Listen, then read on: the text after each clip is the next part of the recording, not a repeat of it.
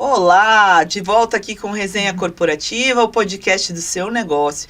E falando novamente aí sobre essa parte de gastronomia, sobre eventos, né? Sobre festas personalizadas. E hoje nós temos como convidada aqui a Mari Fernandes, que é da parte de confeitaria, faz os doces personalizados. Tudo bem, Mari? Tudo bem, boa tarde.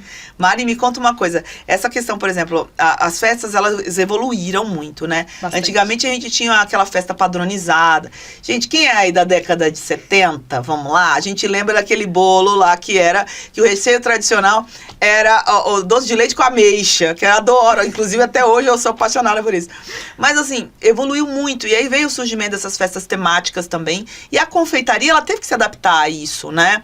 Como que você vê isso hoje com relação à própria confeitaria para personalização de festas? Porque saiu do âmbito só do paladar, mas também como o visual, ele passou a ser um negócio decorativo também, né? Com certeza. Eu acho que agora com rede social, todo mundo quer fazer uma coisa super legal, super instagramável, né? Então isso reflete muito nos nossos doces. Tanto bolos como docinhos mesmo personalizados. Isso chama muita atenção numa mesa, isso transforma a tua festa. Hoje compõe toda a decoração. Então isso mudou demais, as pessoas têm procurado cada vez mais personalizadas, né? E de acordo com um tema específico. Então, tem surgido uma diferença muito grande do que a gente estava acostumado nas festas, né? Você comentou até dos anos 70, 80, até 90, né? Apesar de ter voltado agora um pouquinho esses bolos mais vintage, ainda assim, essa busca por realmente uma coisa mais artística, ela é muito grande hoje. Né? Tipo assim, o sabor pode ser do vintage, mas a decoração, né? O design tem que ser outro. É isso, sabe? Eu tenho um monte de gente que fala pra mim, eu ainda gosto do doce de leite com ameixa, é isso que eu quero, mas a parte de fora eu quero que seja super legal, sabe? Eu quero que chame atenção, eu quero que a pessoa olhe e fale, meu Deus, que bolo lindo. E a gente mesmo, né? Eu acho que isso reflete muito do nosso trabalho também. Eu acho que pra um confeiteiro conseguir fazer um bolo artístico, conseguir fazer um bolo decorado, isso reflete toda a técnica que ele aprendeu, isso reflete muito a personalidade também, né? Da pessoa que tá ali festejando e de quem montou. Então, eu acho que isso que fez mudar muito. E você falou uma coisa interessante, essa questão do Instagram, né, das redes sociais. Porque o que eu vejo? Eu vejo muito, né, rede social, para poder estar acompanhando até que é de novidade. Mas tem umas coisas dentro da confeitaria que às vezes são modas. Né? Tem aquele bolo que ele parece que é uma piscina, que ele fica meio transparente em volta. Enfim, são tantas opções hoje e que são sempre surgindo uma nova moda, um novo formato, né? Mas assim, uma coisa é aquilo que você falou. Uma coisa é a questão do sabor, outra coisa é a própria decoração. Ele passou a ser um objeto de decoração. Com certeza. Né? Não só o bolo, quanto os docinhos. Você não vê mais tanto brigadeiro, beijinho, como é que é o outro lado? Que é o rosinha também. Bicho de pé. Bicho de pé, isso. Você não vê mais só isso, né? As coisas estão muito mais personalizadas. As pessoas têm buscado mais isso, né? Com certeza. E o que foi, assim, de mais diferente que você já fez? Nossa, eu tenho um bolo, assim, que... Inclusive, eu falei, gente, que desafio. Foi uma cliente nossa, muito antiga, super amiga. Ela ligou e falou, eu quero um bolo igual o cabelo da Billie Eilish. Nossa. Eu olhei assim, ela não tava em depressão, não, né?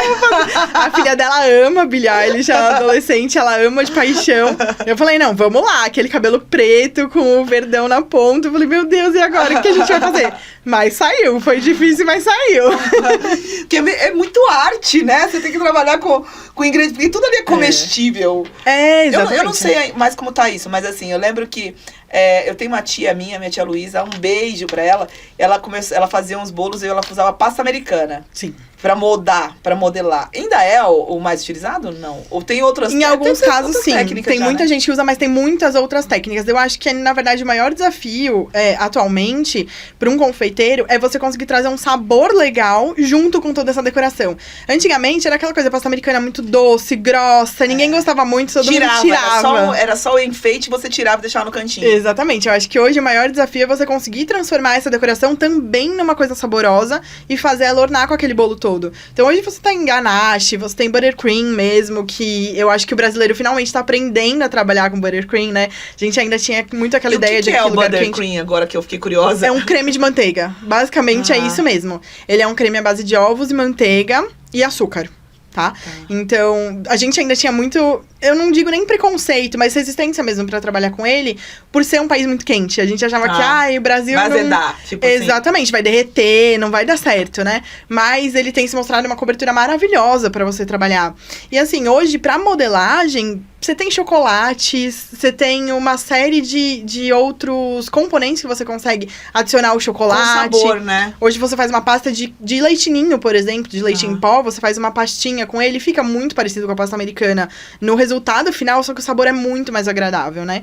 Então eu acho que hoje esse é o maior desafio, é transformar essa decoração super bonita, super legal, numa coisa gostosa também de comer, pra não ficar aquele raspa, põe no ladinho do põe prato. no ladinho do prato. Exatamente. Ai, gente, era triste esse negócio da pasta americana, viu? Nada contra quem gosta Tem de pasta americana. Tem muita gente que adora, tá Mas tudo bem. assim, eu era um gosto meio que de nada com coisa nenhuma, super doce. É. E, de fato, eu até fui numa festa uns dias atrás aí que tinha... E assim, eu achei que era pasta americana, mas eu provei e não era. E aí você falou dessa pasta de leite em pó, né? De leite ninho. E agora, voltando na minha memória aqui, é que realmente eu acho que era isso. É. Muito saboroso. Mas não, aparentemente ela dava aquela impressão de ser pasta americana. Ela fica muito bonita, ela é muito fácil pra modelagem, ela vira uma massinha de modelar mesmo. E não sei se você já comeu, antigamente também tinha muito aquele docinho de ninho. Que você nem parecia cozinhava. Que era uma frutinha. Eles Isso. moldavam em formato de frutinha. Exatamente, é basicamente isso, na verdade, entendeu? Você faz ali uma misturinha que vira essa pastinha. Então eu acho que hoje substitui, assim, na minha opinião, 100%. E é muito mais saboroso, é muito mais agradável. Nossa, se eu souber onde vende esse docinho de ninho, que agora... Padaria. Lembranças da infância. Padaria tem de monte. Nossa senhora, que delícia que era aquilo. E assim, naquela época, na realidade, eu era o que se tinha de mais diferente em matéria de doce, assim, de formato, né, design, era aquelas frutinhas, imitando frutinhas, esse docinho de ninho. Hoje em dia... Você tem N docinhos aí com... sai um personagem novo, né? Tem. Porque é isso que você falou, é massinha de modelar, né? Exatamente, ela vira uma massinha de modelar. E hoje em dia, todo mundo que trabalha com confeitaria, as empresas, as grandes indústrias, eles fazem até as forminhas já. Então, hoje você não precisa ter nem... eu não sei, eu não sou muito artístico, eu não consigo muito modelar, eu não tenho esse dom. Não tem problema, você vai lá, compra um molde já pronto, ele te ajuda, assim, 100%, sabe? Talvez não fique um bolo tão incrementado como esses que a gente vê por aí, que realmente são feitos por pessoas que têm essa veia mais artística. Mas você consegue ter um resultado muito legal mesmo. Então, hoje, quem quiser fazer uma festa, por exemplo, personalizada, e com o tema livre, você pode escolher qualquer tema que você consegue fazer dentro da confeitaria, a complementação, inclusive, de decoração com isso. Uhum. Com essas técnicas e agregando sabor. Né? Com certeza. Porque eu acho que é o mais importante aí, gente. Não adianta ter uma festa bonita se não tiver gostoso, não vai, viu? Não vai ser sucesso. Tem que ser sucesso, tem que estar bonito, tem que estar gostoso. Com certeza. Ai, Mário, eu acho que é isso. A gente tem falado muito sobre isso, a questão dos eventos aqui, né? Inclusive, nós estávamos com um convidado aqui há pouco que estava falando sobre isso, né? Às vezes você vai numa festa que ela tá lindo o lugar, tudo isso, mas a comida não tá agradável. Exatamente. Né? E a confeitaria, ela é a complementação, porque por mais que você tenha aquela questão dos buffets salgados, do jantar ou daquilo que você vai servir, todo mundo espera a hora do bolo. Todo mundo espera a hora de servir os doces. E aí você tem que ter essa visão, que eu acho que é muito isso que você traz também, do que é gostoso, mas que também é apresentável, né? E acho que vamos falar bastante sobre confeitaria aqui num outro momento também, chamar a Mari de volta aqui. Porque aí ela já falou que ela vai trazer aqui os doces delas e os bolos aqui pra gente provar ao vivo e a cores. Vou trazer, com certeza. Tá bom, Mari, muito obrigada, viu, pela tua presença. Sara. E, gente, vamos terminando por aqui mais esse Resenha Corporativa. Se inscreva no nosso canal, clica aí no sininho, tá bom? E um beijo a todos, até a próxima.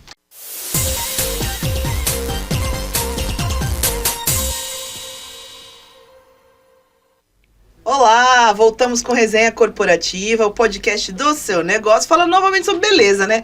Como esse povo gosta de falar sobre beleza, gente. O que nos pedem aqui para trazer profissionais, para falar sobre o assunto.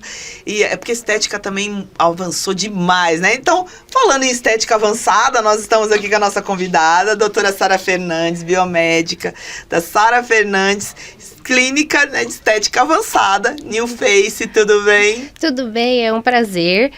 Pra quem não me conhece, sou a Sara, né? Sara e Sara, hoje Sara e somos Sara. duas Saras aqui. Minha xará. Certo. Gente, então, sou biomédica, né? Já tem alguns anos, na verdade, sou esteticista e sou biomédica, sou os dois. E, é uma honra estar aqui, agradeço primeiramente a vocês, né, pelo convite. E bora lá!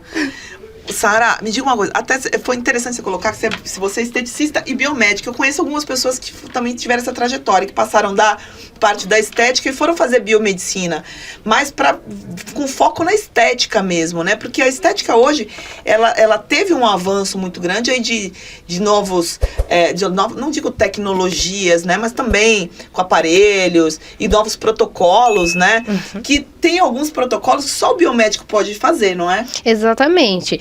Assim, por eu ter a formação na estética já há muitos anos, então a estética, normalmente o pessoal fala, a estética é uma simples massagem, uma limpeza de pele. Bom, a estética, ela tá relacionada a tudo quanto é gerenciamento de pele, né? Então, desde um peeling para clareamento de melasma, desde uma limpeza mais profunda na pele, desde um protocolo. Recentemente eu criei o meu protocolo, que é o Skin Harmony, que ele é incrível e é específico para quem é esteticista. Então, quem tá ali no início, ele pode, né, fazer, pode realizar, é maravilhoso, serve para todos os tipos de disfunções. E atualmente o biomédico, me formei em biomedicina mesmo por curiosidade, porque eu queria ter um diploma a mais, queria ter alguma coisa a mais. E assim, hoje em dia a estética, né, o biomédico esteta, que é quem pode fazer injetáveis, botox, preenchimento, harmonização total, tá muito grande. Todo mundo quer trabalhar nessa área da estética porque quer trabalhar com botox. E atualmente... Mas tem que ser biomédico, né, para fazer injetáveis. Então, atualmente tem essa versatilidade na parte do esteticista. O esteticista, não existe uma lei que proíba ele de realizar tais procedimentos. Porém, assim, a gente sabe que um biomédico, ele tem uma formação, às vezes, um pouco mais aprofundada em alguns casos. Então, foi exatamente por essa linha que eu me formei em biomedicina. Para tirar também qualquer riscos, né? Profissional X não pode fazer e tal. Sempre tem essas guerrinhas, né? Na profissão, na área da saúde, tem muita guerrinha dessas coisas. E o cliente também, as pessoas, elas estão ficando um pouco mais atentas, até por conta dessa questão das redes sociais e tudo isso, né? Exatamente. Então, elas ficam mais preocupadas com quem eu vou entregar a minha pele, o meu rosto, né? Que é o nosso cartão de visita. Então, tem isso, né? Acho que a especialização, o pessoal que está na área da estética, buscar sempre uma especialização e ter um currículo em relação a isso, pesa muito, inclusive na questão da escolha do cliente, né? Exatamente. Então, assim, atualmente eu atendo muitos pacientes. E tem pacientes que estão comigo aí desde o início da minha estética. Então, desde 8 anos atrás, eles estão comigo e cada vez foram crescendo mais e mais. E, assim, o que eu vejo muito, né, é que tem pacientes que chegam e falam assim, a primeira coisa, você é o quê? O que você é? Antes de querer saber o meu nome, antes de querer saber o que tem ali de resultado ou não. Que é nessa sua qualificação, né? A qualificação, exatamente. E assim, uma coisa que ao longo desse tempo, né, tanto de empreendedora quanto desse tempo de formação da estética, que eu vejo é que, assim, na verdade, se você tem muito conhecimento, é claro, você tem a formação, eu me formei em esteticista, então você tem a formação, é excelente, mas o que você não pode deixar de ter é deixar de estudar. Então, você sempre tem que se atualizar, você sempre tem que correr atrás. É igual eu falo para muitos pacientes. Antes de eu me tornar esteticista, eu já fazia coisas. Então, eu já fazia no ambiente onde eu trabalhava, dentro lá da clínica onde eu trabalhava, nas próprias meninas, nas próprias funcionárias. E isso foi alavancando cada vez mais e foi despertando minha paixão na estética. Sou especialista agora no facial e atuo juntamente com meu esposo, que é dentista, especialista Legal! no facial. A harmonização total, né? Total, com certeza. E é muito legal porque, assim, o que eu vejo que as pessoas hoje em dia têm muita necessidade, é a necessidade do conhecimento, né? Porque fica muito fácil você ir lá no Google e pesquisar o que é um Botox. O Google vai te entregar tudo. Onde fazer o Botox, né? E quais músculos aplicar. Isso é muito fácil, todo mundo tá se formando, né? E tá já indo fazer Botox. Só que a pessoa não tem um mínimo de consciência, às vezes, do que é o músculo X, do que vai fazer. Que pode lesionar, inclusive, também, né? Que pode lesionar, o que pode acarretar ali se a pessoa, eu trabalhei na musculatura, mas e a pele? A minha pele tem flacidez, e aí, o que eu faço? As pessoas se formam e não têm noção dessa parte. E você sabe que o que você falou até em relação ao Google é até muito preocupante, porque a estética, ela se tornou algo tão acessível hoje em dia, que todo mundo quer dizer que é esteticista. E aí as pessoas, que nem aconteceu recentemente, né? A pessoa vai, faz um curso online, ou até aqueles tutoriais, e acha que tem condição de fazer um protocolo qualquer numa outra pessoa. E isso acaba gerando todo um problema, que é aquilo que você falou. O importante de se procurar, creio eu, e eu creio que seja assim, enfim, o profissional especializado aquele profissional, ele vai saber qual é o resultado. Exatamente. Tipo, a gente fala muito, tá muito na moda o tal da lipo de papada.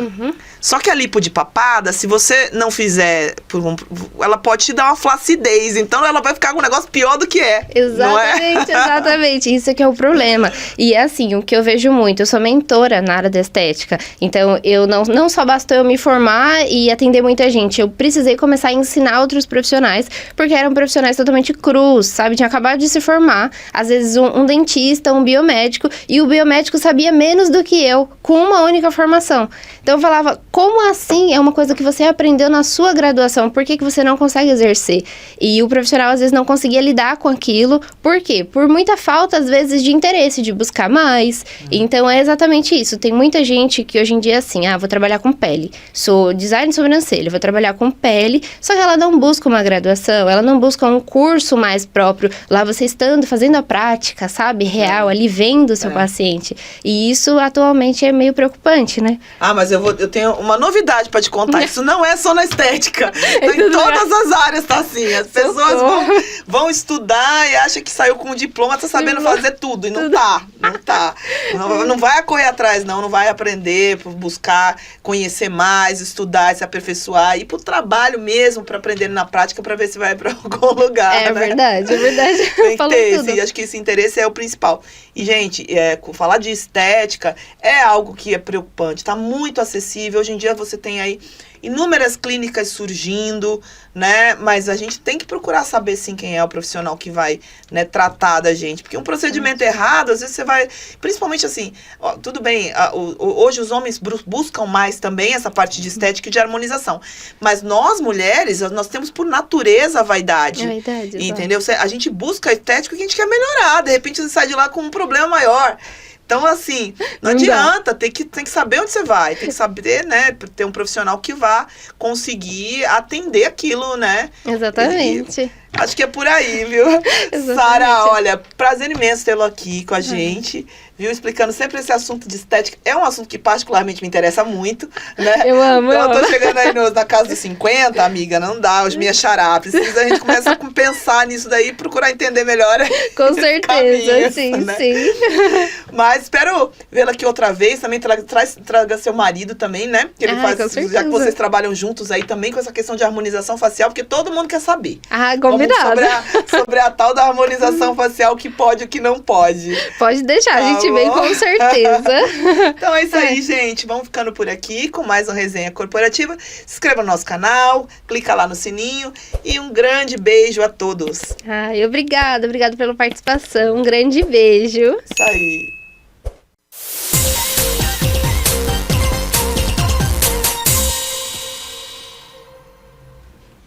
Olá, bem-vindos a mais um Resenha Corporativa, podcast do seu negócio. Hoje vamos falar aqui um pouquinho de novo, né, sobre religiosidade. A gente tem trazido bastante essa pauta aqui para o programa também.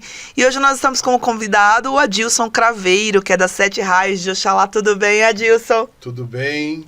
Muito bom estar aqui com vocês. Obrigado pelo convite. Adilson, a gente até teve aqui outras pessoas falando sobre religiosidade também, bispos, isso. E na realidade, a 7 Raios de Oxalá, ela é uma casa, né, especializada mais nessas matrizes afro. Okay. Eu queria que você falasse um pouquinho sobre isso, porque a gente viu o surgimento aí muito até de mais casas para atender, né, os praticantes da religião em si. Como que funciona isso?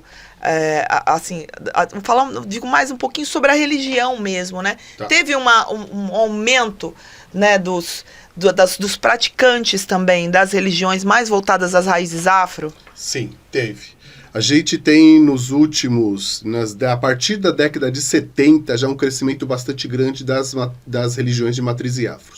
E a gente vem realmente numa crescente. Claro, todas as religiões, a gente também enxerga isso acontecendo. As religiões protestantes evangélicas também crescem muito. Mas a religião afro, a Umbanda, o Candomblé e outras religiões desta matriz, elas têm crescido sim, têm se manifestado mais, têm ficando mais abertas, porque até então a gente tinha alguma coisa de discriminação, preconceito, mas isso está mais acontecendo mais. A gente tem inclusive muitos jovens começando a entrar nisso. Né? A gente tem pessoas que já têm a partir da infância, da adolescência praticando e seguem adiante. E muita gente, a gente tem hoje dentro das casas também, os terreiros, os centros de Umbanda, de Candomblé, cursos preparatórios para o pessoal abrir as suas casas, os seus novos terreiros. E isso tudo faz engrandecer, aumentar, expandir a abertura de novas casas e, consequentemente, as lojas de artigos religiosos também têm que crescer para atender todo esse pessoal. Então, na realidade, até as próprias casas, elas tiveram que começar a surgir mais casas por conta dessa própria demanda, porque a gente vê também, que nem você falou, de fato, no passado se tinha um certo preconceito, né? Sim. Porque, apesar que a gente fala, o Brasil é um país que ele aceita todas as religiões muito bem, e as pessoas têm um nível de respeito aqui pelas religiões, falando de Brasil, como talvez não tenha em outros países. Exato. Né, que existe uma discriminação maior. E a gente vê, inclusive, artistas, né, que acabam declarando a sua religiosidade. A Anitta também, esses dias, apareceu também falando sobre isso. E isso acaba atraindo também, principalmente um público jovem, que começa a ter essa curiosidade também, e às vezes eu penso da seguinte forma, que é uma questão muito de você conhecer e de repente você se sentir bem naquela filosofia, naquele espaço, e acaba tendo essa influência também de artistas, né? Com toda certeza. A gente tem realmente o Brasil como um país que a gente chama de país laico, aonde todas as religiões aqui elas podem ser praticantes, podem realizar os seus ritos, as suas práticas. Claro, isso é ótimo. A discriminação, ela tem diminuído sim. Ela existe, claro que existe, com toda certeza. A gente não pode ser hipócrita de falar que não. E ela existe. Mas à medida que realmente as pessoas vão conhecendo a manifestação de artistas, jogadores de futebol manifestando-se também a favor das religiões. Então, a partir do momento que gente famosa vai se manifestando... começa a aparecer mais, né? Exatamente. E aí, consequentemente, pessoas novas que não têm o conhecimento buscam informações, buscam entendimento sobre isso. E o que é muito legal, a gente tem hoje, para a religiosidade, muita coisa disponível. Literária, tem muitos livros que trazem. A partir, inclusive, da década de 90, 2000, a partir de Pai Rubens Saraceni, um grande manifestador do conhecimento, trazendo isso para fora, né, para nós, através da espiritualidade, a gente cresce muito isso. A gente tem, por exemplo, lá... a gente tem uma casa de artigos religiosos e tem também um terreiro. E é interessante que a gente tem pessoas dentro da casa a partir dos 10 anos. Muito legal isso. E querendo continuar. Você vê a paixão, assim como de 12, de 16, de 17, pessoal jovem da fase etária de 20 anos. E, claro, os adultos mais maduros, tudo também. Que trazem também filhos, netos, que trazem sobrinhos, primos. Então, tudo isso manifesta aí uma coisa bem legal de expansão. Eu acho esse tema religiosidade muito interessante, porque uma coisa você fala, às vezes, religiosidade, espiritualidade, enfim, tem as suas diferenciações. Religiosidade e religião, por exemplo. Sim. E uma vontade que eu tenho muito grande de fazer aqui é trazer até para um podcast um representante de cada religião. Sabe por quê? Olha, eu vou te falar, eu li muito sobre diversos aspectos e eu acho assim, em todas tem uma coisa que é fundamental, que é um ser superior, né? Todas elas creem nisso. Isso. E aí, se você faz, às vezes, uma leitura... Posso estar falando a maior besteira do mundo, gente. Mas, assim, se você faz uma leitura...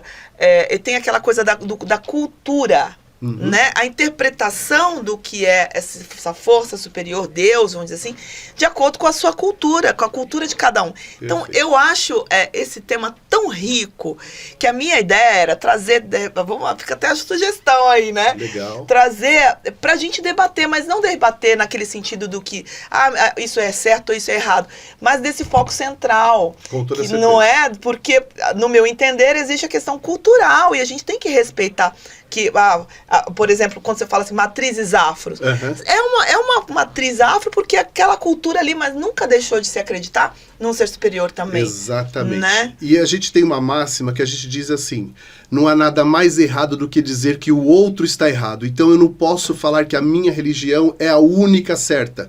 E o outro também não pode dizer isso, porque as religiões estão aí para todo mundo e cada um está aonde estiver da melhor forma para ser feliz, para evoluir, crescer e continuar a sua caminhada. É isso aí, eu penso que a religião é importante, agora você precisa, né, se encontrar. Isso, né, se encontrar exatamente. naquilo que é a sua essência, onde, né, tem tudo, gente, vamos tratar mais sobre esse assunto, que é um assunto extremamente interessante, e eu conto com a sua presença aqui, viu, Adilson? Pode contar, para sim.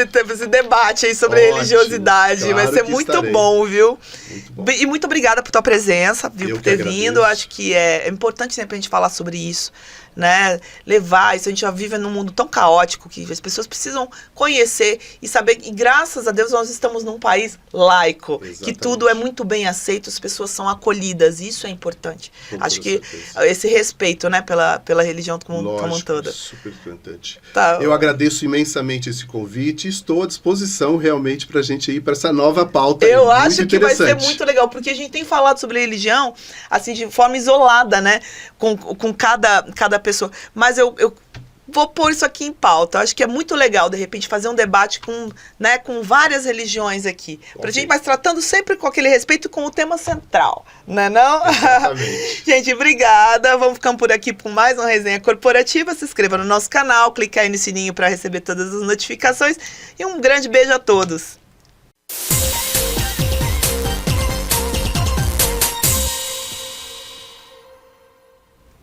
Olá, voltamos com mais um Resenha Corporativa, podcast do seu negócio. E hoje nós vamos falar sobre podcast, né, gente? A gente já fez tanto podcast aqui no estúdio, tanta coisa nesse sentido. E hoje nós temos um colega aí também da área do podcast, que é o Gabriel Brandão. Tudo bem, Gabriel, do The Office Studio. Tudo bem, muito prazer. É um prazer estar aqui. E hoje a gente vai bater um papinho sobre podcast, porque, de fato, assim, a gente fala muito isso até, né? Que essa questão toda do marketing, de geração de conteúdo, isso tudo mudou ao longo dos anos, né? E o podcast se tornou um novo formato, tanto das pessoas que querem divulgar os seus trabalhos, quanto das pessoas que querem falar sobre si. Enfim, é um formato de geração de conteúdo. Como que você enxerga isso, Gabriel, com relação a essa mudança desse cenário pro podcast? Então, a geração de conteúdo da internet, ela vem diminuindo de tamanho ao longo dos anos, né? Antigamente tinha... começou com filmes longos e aí foi pro YouTube com vídeos de 15, 20 minutos, aí desceu para 10 minutos. Aí depois veio o TikTok para mudar tudo e agora temos vídeos de 1 minuto, 30 segundos ou menos até. E aí o podcast, ele veio na contramão, né? Em vez de diminuir o tempo do conteúdo, ele aumenta o conteúdo e a densidade do conteúdo. Então, isso é muito bom para você aprofundar um assunto. Às vezes, com 30 segundos de vídeo no TikTok ou no Reels e tal, você não consegue aprofundar naquilo que você tem interesse. Aí o podcast ele veio para mudar isso. Então, mas o interessante do gerar conteúdo é muito isso que você falou também. Tem essas mudanças. Você tinha vídeos mais longos, aí você começou agora... Isso mudou, você tem esses cortes, inclusive pro TikTok, que tem... Os cortes são de 1 minuto, né?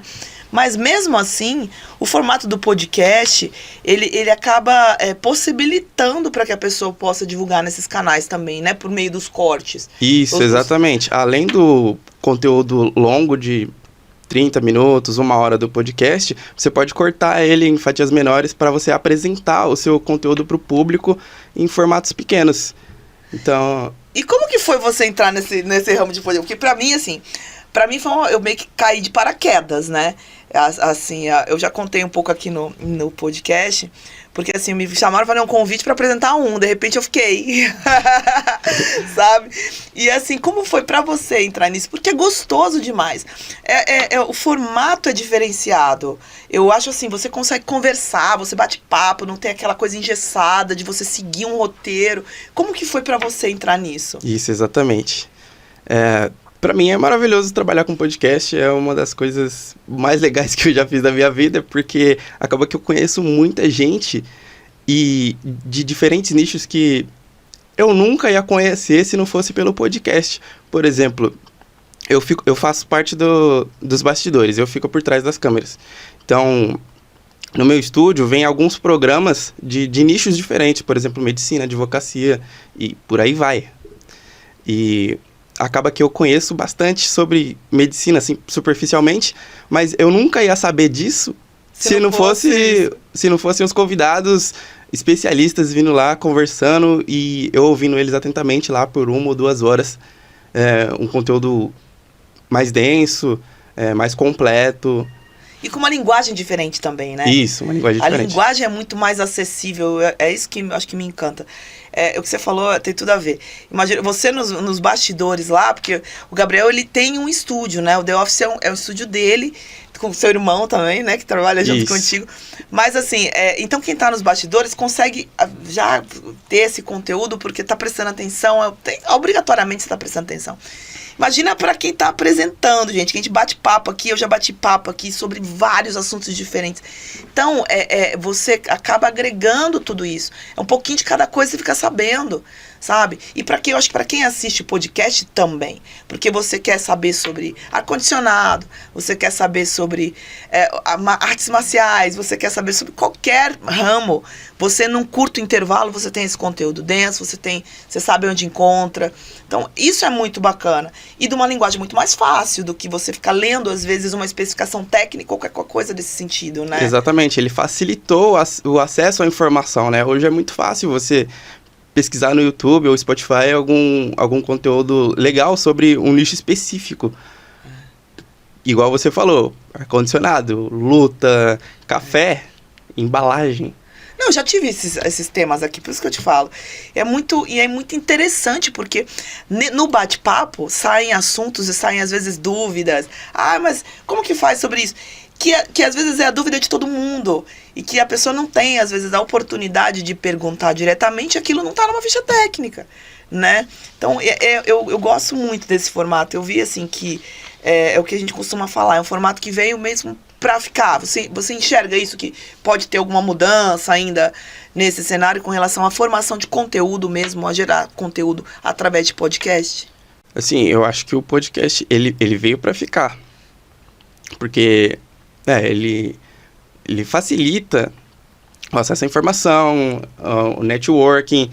Alguns podcasts têm perguntas e respostas que você pode interagir com o público. Então, eu acho isso bem bacana. E fora que quem gera esse tipo de conteúdo, você pode divulgar para vários lugares, né? Que, por exemplo, quando você fala assim, evolução da publicidade, né? Evolução da publicidade, evolução do próprio marketing, de você divulgar o que você faz ou o trabalho da sua empresa. Antigamente, nós estamos falando aí de 10 anos atrás, isso era muito limitado, né? Você tinha aquela coisa do e-mail marketing, você tinha panfletagem. E aí isso veio evoluindo até esse formato do podcast. Exatamente. Que você pega num podcast, você gerando conteúdo, falando sobre o que você faz, você consegue atingir quantas? É ilimitado o que você atinge com uma geração de conteúdo. Que é o que vocês fazem lá no teu estúdio, é o que a gente procura fazer aqui também, né? Isso. Então, a atenção das pessoas, ela vem mudando ao longo dos anos. Antigamente, as pessoas, ficavam paradas no ponto de ônibus e tinham um cartaz ali. Era esse tipo de propaganda. Hoje em dia, a atenção das pessoas está mais voltada para o celular. Então, é interessante para as marcas anunciar nas redes sociais, em podcasts, por exemplo, com inserção de anúncio, porque os podcasts, eles trazem uma audiência bem grande, alguns até maior do que de TV mesmo, de emissoras grandes. E é interessante para as marcas estarem sendo vistas ali durante o podcast. Até porque vai estar se comentando sobre aquele assunto que é pertinente e acaba dando mais credibilidade também para isso. Isso. O podcast ele é ótimo para geração de autoridade. Quando você está lá falando por 1 hora sobre determinado assunto, as pessoas te veem com outros olhos. Elas te veem como uma autoridade naquilo. Elas confiam mais em você, às vezes até para comprar alguma coisa. Entendi. Não, é isso aí, gente. E o The Office Studio, na realidade, ele tem vários programas em vários segmentos, né? Vamos ver, quem sabe a gente não vai fazer uma resenha corporativa lá no The Office, lá também, com o Gabriel, lá com o pessoal dele, gente. Nossa, muito legal. Eu acho, assim, que é o futuro, você tá no caminho também, né? Você teve essa sacada de montar, ele tava me contando aqui até nos bastidores que ele trabalhou em estúdio de podcast antes e resolveu montar o estúdio de podcast dele, porque de fato, eu acho que agora o que se tem nessa nova vertente aí do digital, que as pessoas estão ali 100% focadas, né, no celular, ninguém vai, gente, a televisão virou mais ou menos um produto de como é que fala? Da decoração, né? Porque a gente chega em casa e vai pro celular, você fica ali com a televisão, é decorativo. Então ou algum streaming, né? Então é focar mesmo nesse tipo de conteúdo, tanto para quem quer divulgar quanto para quem quer comprar também, isso, né? Hoje o público ele tem muito mais controle sobre o que ele quer ver. Antigamente você tinha programas limitados e canais limitados. Então você meio que era obrigado a assistir o que estava passando ali. Hoje em dia você pode escolher o que você quer assistir. E às vezes uma coisa específica não passava na TV. Hoje em dia, se você procurar alguma coisa bem específica na internet, você consegue achar um bom conteúdo sobre isso. É isso aí. Gabriel, obrigada, Pio, pela sua participação aqui. Eu acho que a gente precisa falar mais sobre o podcast mesmo, até para as pessoas entenderem o quanto tem de conteúdo e o que elas, né? Conteúdo de todas as formas, todo mundo tá aí nesse mundo agora, não só com imagem, né, mas o podcast também só no áudio. Tem gente que opta pelo podcast também, ficar escutando em vez de escutar outras coisas. E nós vamos lá, viu? Vamos esperar o seu convite aí pra gente também ir lá no The Office Studio falar um pouquinho. O convite tá feito, então, vocês estão convidados. Se vocês precisarem Vamos fazer uma parceria aí, que eu já estou aqui pensando. Viu, gente? Um beijo a todos. E ficamos por aqui com mais uma resenha corporativa. Se inscreva aí no nosso canal, clica aí no sininho para receber todas as notificações. Acompanhe aí todos os conteúdos. Se você precisar falar sobre podcast, procura lá o nosso vídeo com o Gabriel e outros assuntos também que tem bastante lá no nosso canal. Obrigado. Obrigada. Tchau, tchau.